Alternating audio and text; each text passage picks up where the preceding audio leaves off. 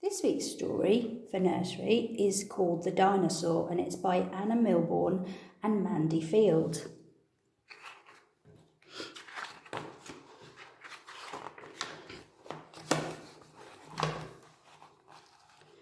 Nobody has ever seen a real live dinosaur.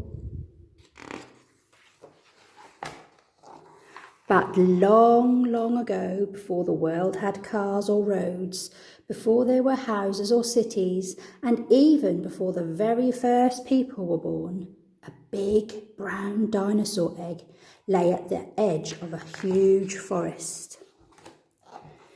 From inside the egg came a tap, tap, tap. Then there was a crack. Out climbed a baby Stegosaurus. One by one, more eggs broke open. His brothers and sisters were hatching out too. The baby Stegosaurus was very, very hungry.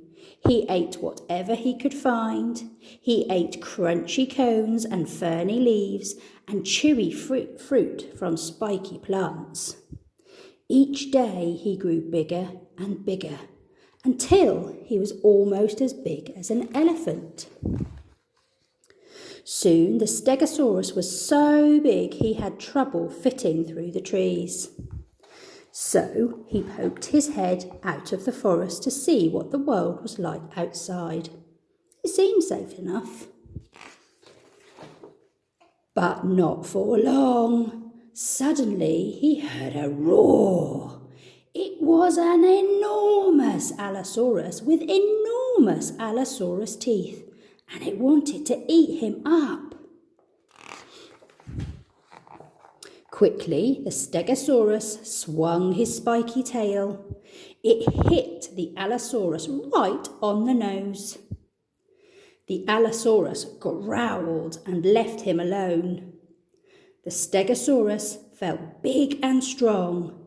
Now he could take care of himself.